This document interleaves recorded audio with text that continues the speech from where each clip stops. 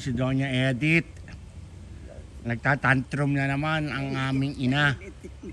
Ang aming pinakamamahal na ina, nagtatantrum. Ginuguripi kami. Naluluntok eh. Ang lakas. Loba, yun ba? Alam mo yan tayo sa kutsi doon. Ang gusto niya, yung may sinasabi siya na meron daw doktor. Ang doktor daw niya ay pinaiihi siya at dadalhin daw yung ihi niya doon sa hospital. Which is, alam naman namin na wala. So, pinaihi na lang namin. Talaga umihi naman din. Okay?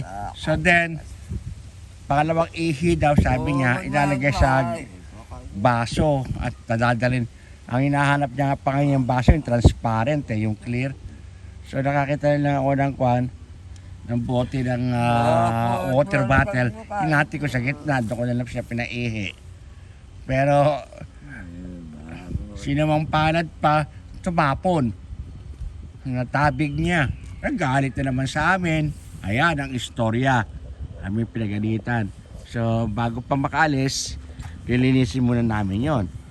Kasi mapanghi. O at least minatira konti. Sabi sa kanya, pwede na yan. Ayaw sa kanya. Pero ito. Sabi, paglabas naman namin dito, ayaw nga namin palabasin kasi nga gawa namang hindi naman yung totoo. Gawa-gawa niya lang yon.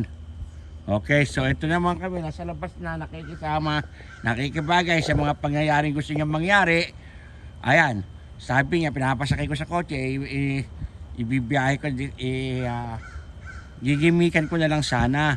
Pero ang problema, ayaw sumakay sa kotse. Gawa, yung daw doktor ay magpupunta raw dito. Ayan, sabi niya, ayan, oh. Okay, ayan. Ang daming kinakalkal, galaw ng galaw. Pag nagising sa gabi, ayaw na magpatulog, ang ingay. Wala na binabanggit.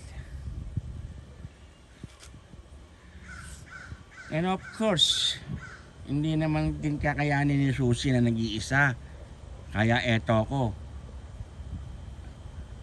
Pero kung gusto niya lang sanang gumala at niya, okay lang. Walang problema, igagala ko siya. Pero ayaw sumakay eh. Anong gagawin ko? Dahil hihintay niya yung doktor eh. May doktor daw siyang darating. Ewan ko kung naririnig niya. Minsan nakakarinig ito eh. Oh. Nanay oh.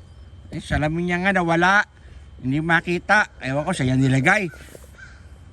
Pagkatapos siya, buti na lang meron salamin si Susie na isa pa.